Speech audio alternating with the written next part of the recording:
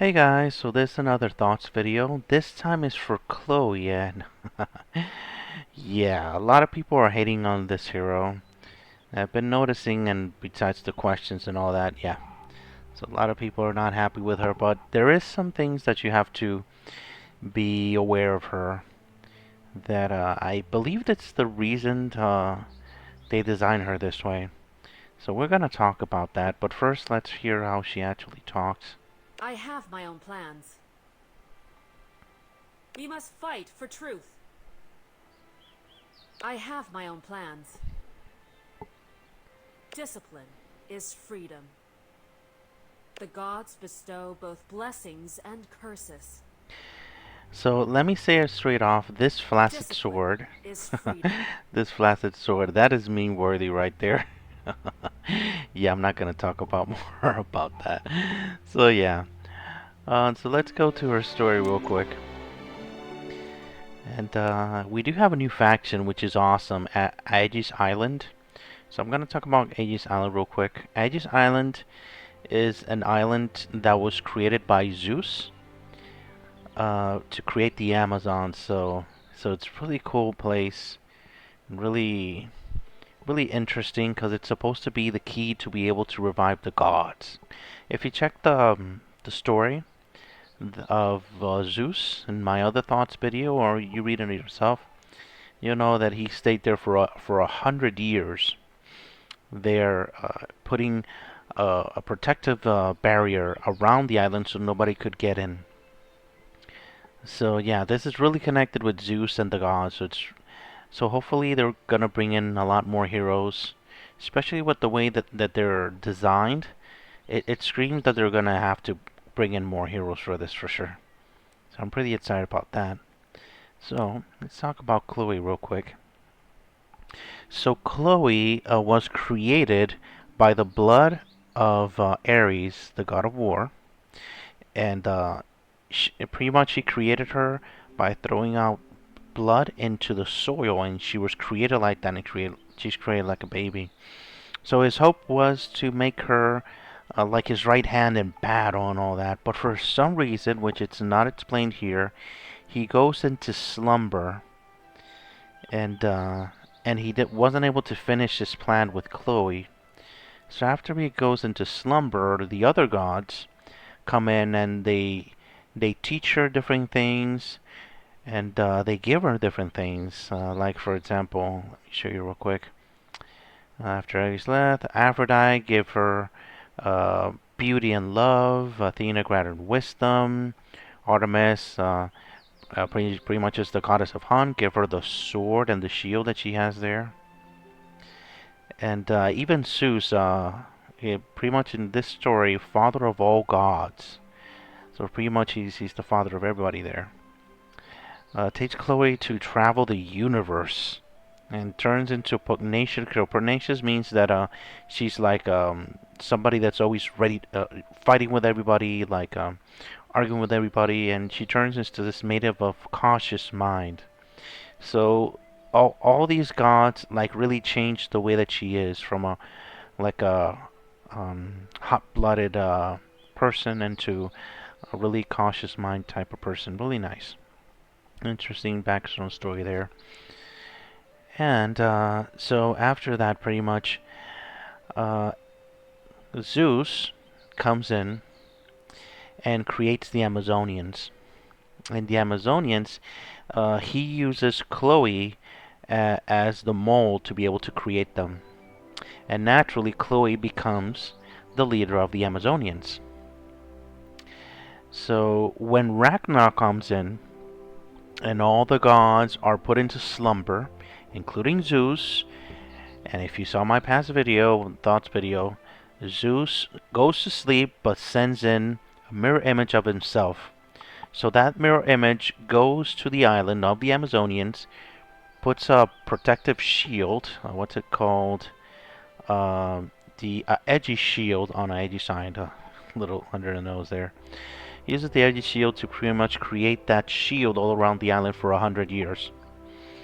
However, even so, the dark forces on Antia go in and attack the island even harder than Antia himself or herself in that situation. So it's interesting because you play the campaign and you fight with all these dark forces, and they send an even stronger force to Aegis Island.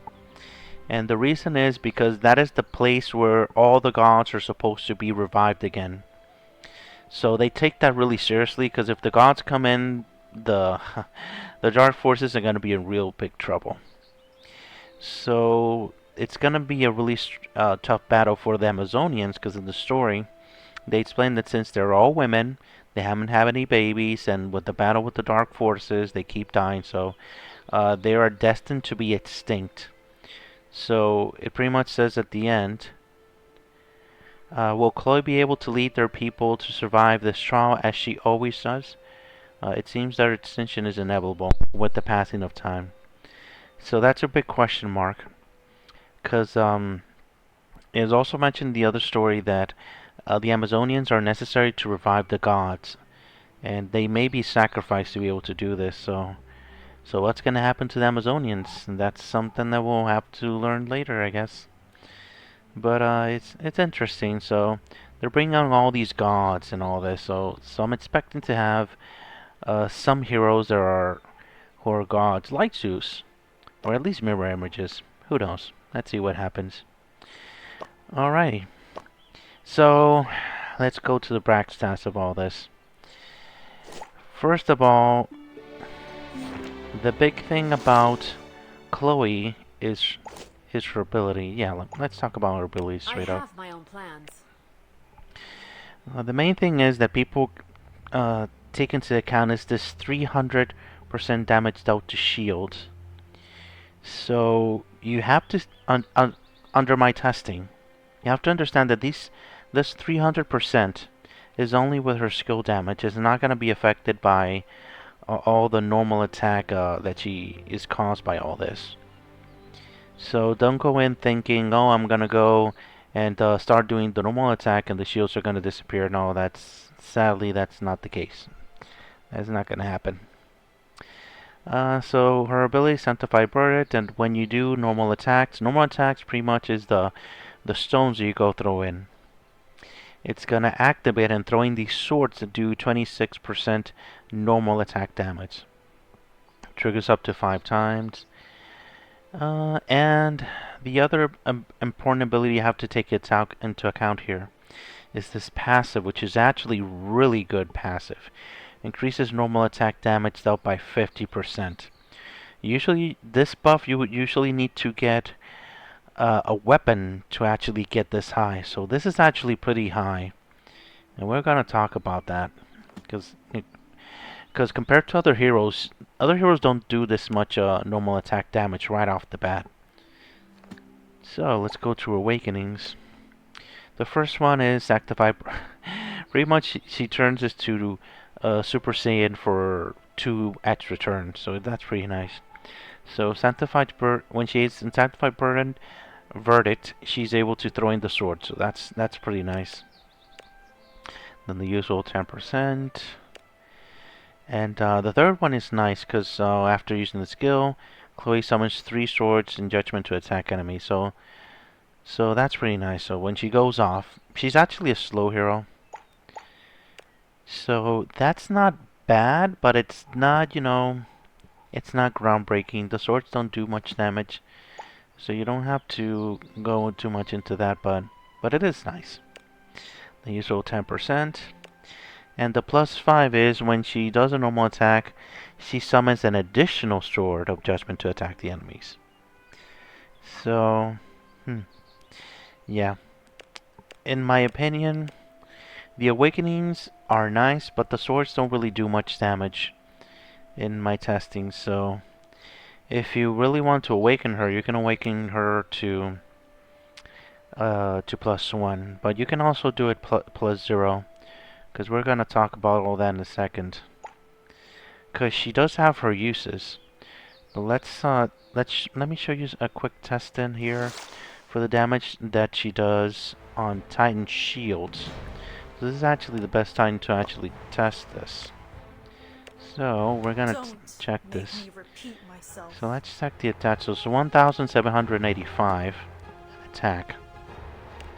So we're gonna pay attention to that real quick. We're just gonna come here and see how much damage she does with the stones to shield. So we can use as a comparison. And we're gonna do that in a second. First I gotta get this guy to get his ultimate off. Alright, so let's see.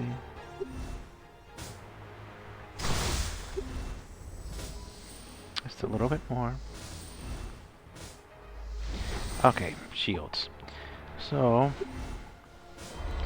400, 397, things like that. So we got the number from that one. So now we're gonna check Chloe. Chloe. We must Check fight the for weapons. This is actually a nice weapon. What weapon did I have on? Well, let me check here. Your weapons got my attention. Okay, let's just give her this weapon to see how high she truth. The gods goes. bestow both blessings and curses. So that's pretty much the same attack. So let's compare how much damage that is.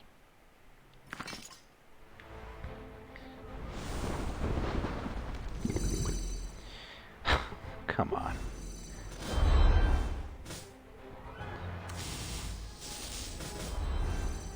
That was fast enough. Let's check here. So that's 581, 586. So that's like an additional 100, 120, 150 or so. That's pretty much going to be the difference in attack with that extra 50% of normal attack. So you have to understand that when it says 50% normal attack, Is freedom. it's not the attack that you're actually getting from these. It's the attack that you're going to get without runes and without the weapon. So she is going to do an extra 100, 150, 120 extra damage with this ability over here. So that's something important to note here. So the big question that everyone is asking is War. On Rune Shield, will she be able to actually break off those crazy shield teams? So I actually have some footage of the last war that I got with a really tough opponent. And using that really tough shield and team, and I'm going to show you the full footage real quick. Alright, testing Chloe on Rune Shields. I haven't the slightest idea how this is going to go, but let's hope for the best. Okay.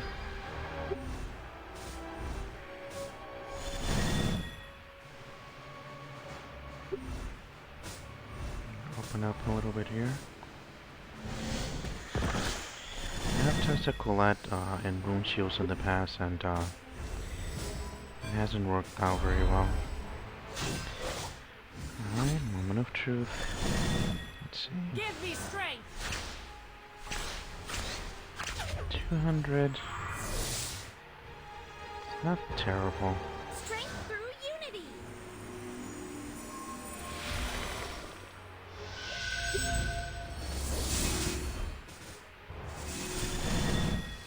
I don't see it as very effective. That's for sure. So there, as you can see, Chloe didn't do a lot of damage on Rune Shields. So the 300%, pretty much it's damage by 30%, but minus 85% from Rune Shields. And the swords coming in, the normal attacks, it didn't pretty much do anything. And the 300% does not affect the stones. So I don't recommend her using her on Wound Shield on War.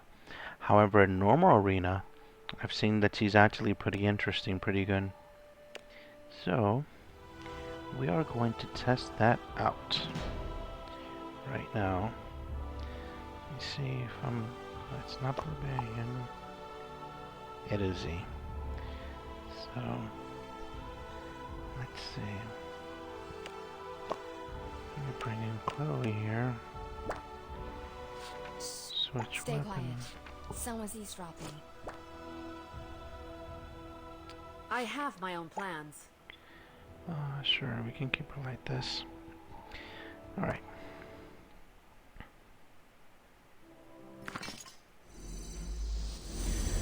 Alright, so let's see.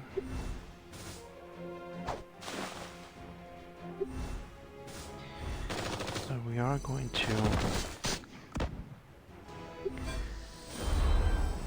go off. So, Feel the waters of life. nice. So let's see how much shield she takes Give me off. strength. Wow.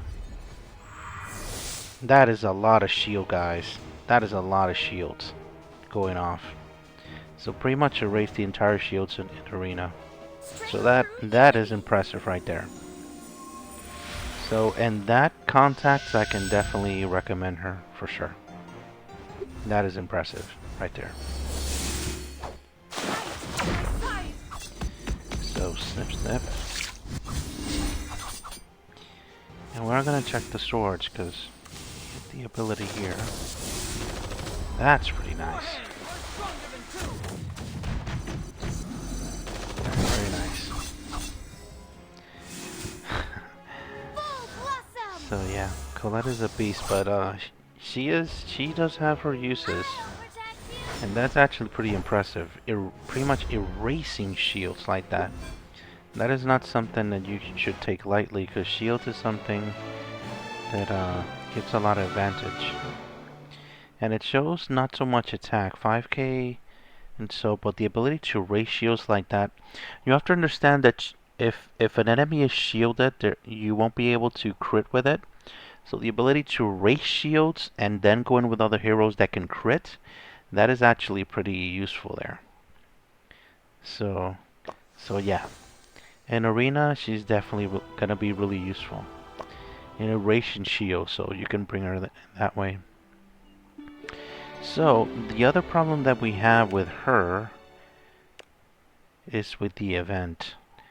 And the thing is that with the event, and I should have done this when it's already available, is that it's interesting that they decided to lower the Naya stones and damage by 10%.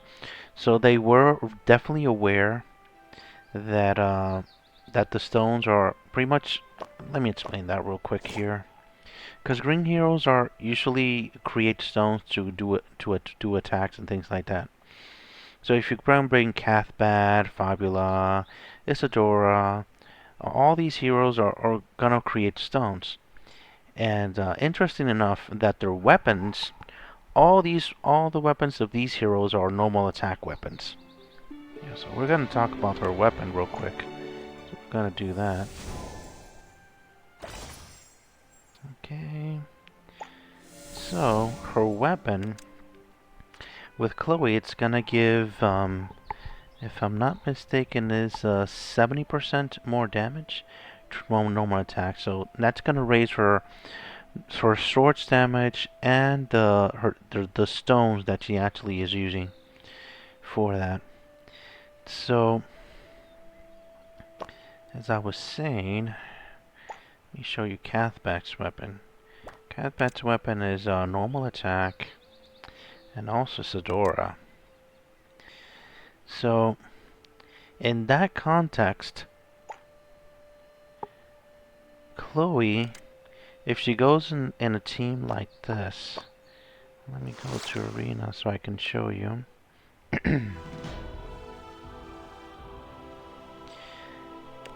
If you go with a team like this, like Fabula, Catbad, I do have to level him, and Isadora, and even Haito. All these heroes are gonna create stones. And that is definitely something that you have to take into account, because even Haito's special weapon raises his normal attack.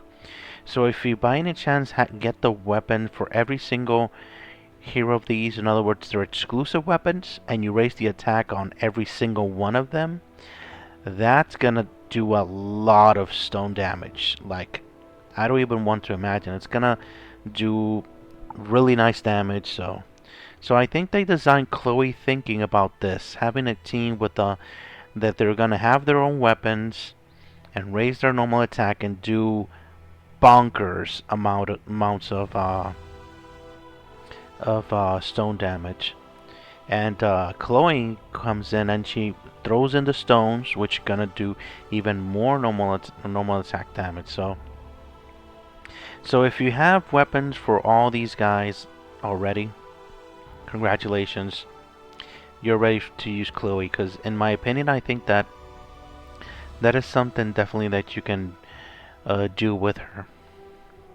So we also are going to talk about the new ability for Aegis Island, the faction. This 25% extra damage is not like 25% that she's going to do extra in general damage.